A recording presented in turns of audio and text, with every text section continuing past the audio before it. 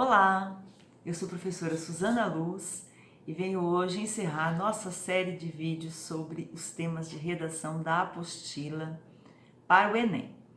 Vamos encerrar o nosso tema número 12, ele vem tratar da promoção da saúde mental no contexto brasileiro.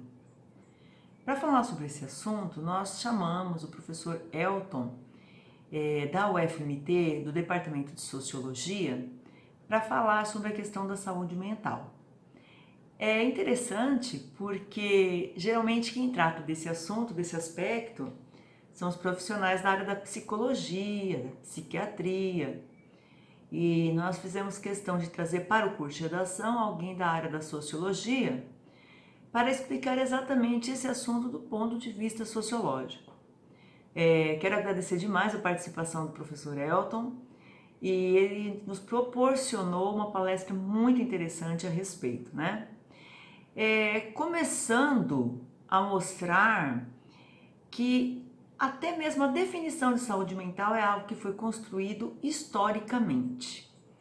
Ele começou a palestra dele, né, nos falando primeiro que vários autores definem, né, o que seja saúde mental e que ao longo dos processos históricos a noção de loucura foi sendo adaptada, deturpada, acrescentada e até hoje é considerada como uma definição não muito exata, né? Ele nos mostrou, principalmente na França, que nós tínhamos ali um sistema de encarceramento das pessoas que tinham qualquer desvio de conduta, que assim as caracterizassem como pessoas sem sanidade. Então ele falou que nós tínhamos ali na França, em outros países da Europa, e isso se estendeu também para o Brasil posteriormente, qualquer forma de comportamento considerado para a época anômalo era motivo para se internar alguém. Então ele falou, deu alguns exemplos. Alguém que não gostasse, por exemplo, de estar casado, era considerado como um louco. Alguém que declarava que não era da religião oficial, era considerado como louco. Homossexuais eram ali trancafiados. Pessoas que gostavam de determinadas coisas relacionadas a elementos da natureza, idem, né? Qualquer motivo que fizesse a pessoa se afastar daquele padrão de comportamento, de desejo, de forma de ver o mundo que fosse diferente, era colocado em situações degradantes num sanatório, num lugar de repouso. Posteriormente, nós começamos a ter uma visão um pouquinho mais humanizada dessas pessoas. E aquilo que no passado era considerado como algo que mostrava que a pessoa não estava no gozo da sua saúde mental, foi sendo superado e outras formas de demonstração de loucura foram sendo incorporados por médicos, por aqueles que tratavam dessas pessoas, bem?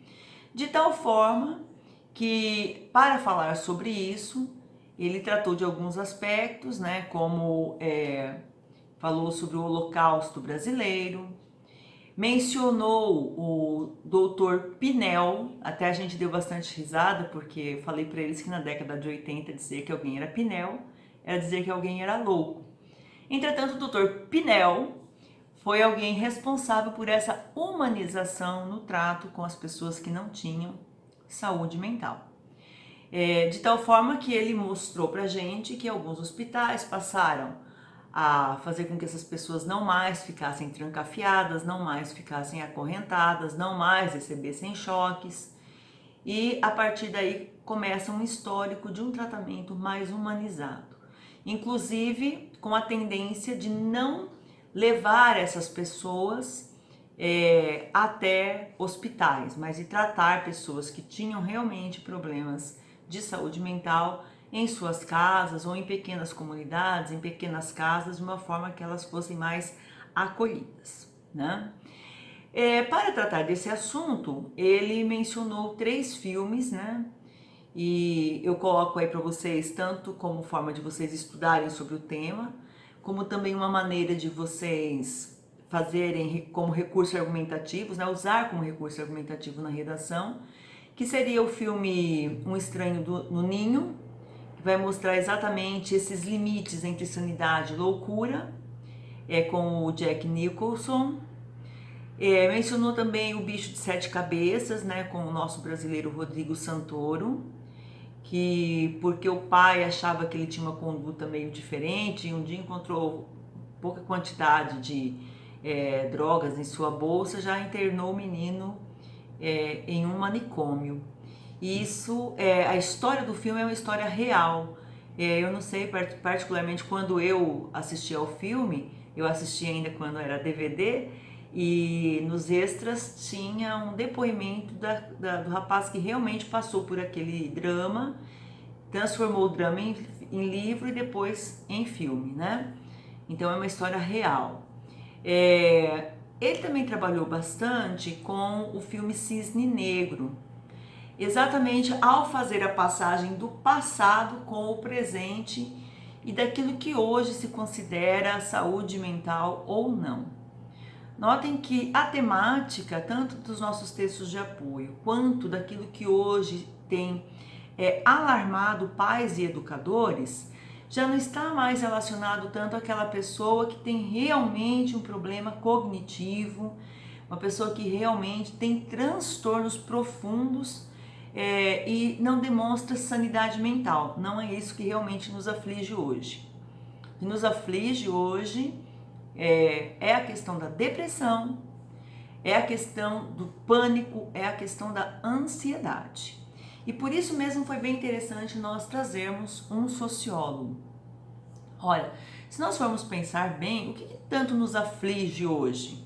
Colocaria como um fator preponderante, e isso foi falado também na nossa palestra, sobre a questão do imediatismo, né? Seria um primeiro fator aí que nós poderíamos colocar.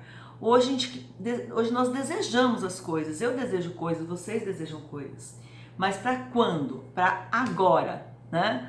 Nós temos pressa, parece que a gente vai morrer amanhã e a gente acaba atropelando as coisas, né? Passando nervoso porque a gente às vezes não consegue receber um não, e isso é aflitivo mesmo, isso aflige a pessoa, né? Eu costumo dizer e repito que um pouco disso é culpa nossa, dessa geração aqui. Geração que tem 40, 45 anos, cujos filhos têm em torno de 20. Porque parece que nós colocamos um peso muito grande nas costas de vocês. E aí vem o segundo fator. Se até então eu estava com o fator do imediatismo, aí nós começamos a falar sobre um outro fator, que é a cobrança exacerbada sobre vocês. Inclusive isso é muito trabalhado lá no Cisne Negro, né? Essa cobrança exacerbada, o que ela significa? Ela significa que você não precisa ser um bom aluno, você tem que ser o melhor. Você tem que se destacar, você tem que falar 2 idiomas, você tem que saber tocar um instrumento, você tem que ser aquela pessoa que o professor sabe teu nome, senão não está bom, né? E isso também aflige muitas pessoas, porque às vezes a gente não dá conta. Aliás, muitas vezes a gente não dá conta, né? Então é assim, o meu filho tem que passar agora para medicina e tem que ser na USP, tem que ser na Unicamp, tem que ser numa boa faculdade. Não é passar a medicina apenas, ser médico. Tem que ser, e tem que ser agora, e tem que ser aquele cara que com menos de 10 anos de profissão ele vai ter já iate, jato particular, ele vai ser o médico das celebridades, ele vai ser muito rico. Isso abala as pessoas, né? Muitas vezes tem alunos que choram, ficam deprimidos, chateados, incomodados, porque acham assim, eu vou decepcionar meus pais. Nada tá bom para eles, prof. Né? Dá até dó. Então, esses são elementos que abalam e fazem com que as pessoas hoje percam muitas vezes a sanidade mental por essas questões. Um terceiro fator é também esse mundo da exposição. Ninguém mais tem privacidade, nós não cultuamos mais a nossa privacidade. Então, eu compulsivamente, todo momento tenho que olhar o Insta, compulsivamente, todo momento eu tenho que olhar o Facebook. Aí eu olho o Facebook, as pessoas estão sempre lindas, com batom, penteadas, né? Em festas, cercadas de pessoas, um copo na mão, né? Demonstrando alegria. É que a gente não sabe o que acontece a hora que acaba o clique do celular ou da máquina fotográfica, né? As pessoas deixam de mostrar aquela efusividade e muitas vezes a realidade vem à tona, mas a gente esquece essa parte. A gente acha que só a vida da gente é uma porcaria, eu não estou feliz plenamente. Quem é que está? Mas nessa sociedade de espetáculo, nós temos essa ilusão de que todo mundo está feliz, satisfeito, com o corpo mais lindo do mundo, sempre produzidos, nasci assim, né? E isso também aflige, isso leva muitas pessoas a não acreditarem em si, a perder esperança, tá bem?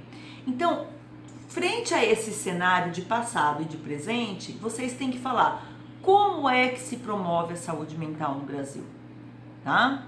Vocês vão estudar o tema e vocês vão ver que havia uma diretiva, né, vamos chamar assim, do Conselho Federal de Psicologia, que pedia para casos de suicídio não serem assim muito alardeados, porque isso estimula aquelas pessoas que estão com ideias suicidas.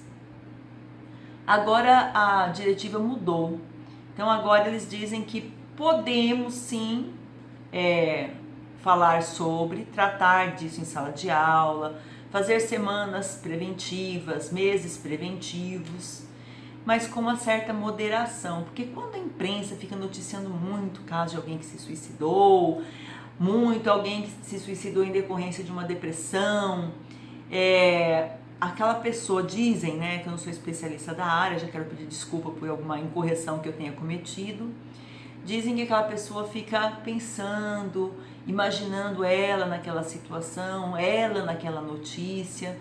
Então notem que a imprensa tem colaborado, dão a notícia, já imediatamente colocam o telefone da CVV, né? E vocês podem mencionar esse tipo de ajuda também como uma saída.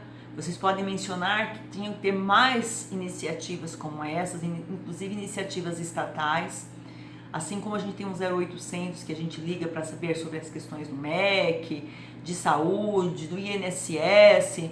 O governo também deveria ter um plantão de orientação com psicólogos, né? Podem falar sobre isso, podem sugerir isso como proposta interventiva.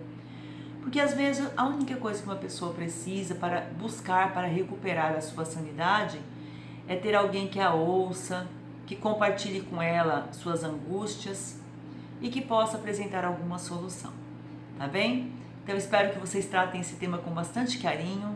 É o nosso último tema do curso, gente. Vamos caprichar, vamos fazer com que as professoras fiquem felizes e satisfeitas com esse trabalho que a gente fez durante esse ano, tá bom?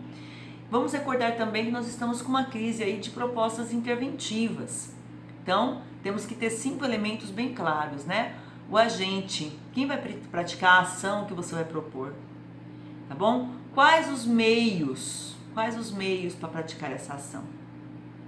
Aí você tem que fazer o detalhamento de um desses elementos, que seria o quarto, então, ou o detalhamento do agente, ou o detalhamento da ação, ou o detalhamento do modo, meio, instrumento, como que isso vai acontecer, tá bom? E por fim, colocar os efeitos esperados, né? Com qual finalidade vamos fazer isso? Esse tema tem que ter bastante carinho, porque diz respeito a vidas, né? E eu espero que vocês tenham esse carinho, então. Grande abraço da professora Suzana. Eu ainda vou fazer um vídeo sobre preconceito linguístico, porque vocês já adivinharam que esse vai ser o tema, né? Tô com medo, porque de repente se criar outro tema é capaz que vai ter aluno que vai escrever sobre preconceito linguístico, né? Isso não pode acontecer. Temos que estar abertos e entender muito bem qual é o tema que vai cair lá. Da onde que o pessoal tira esses temas, hein? Eu gostaria de saber, e você? Grande abraço.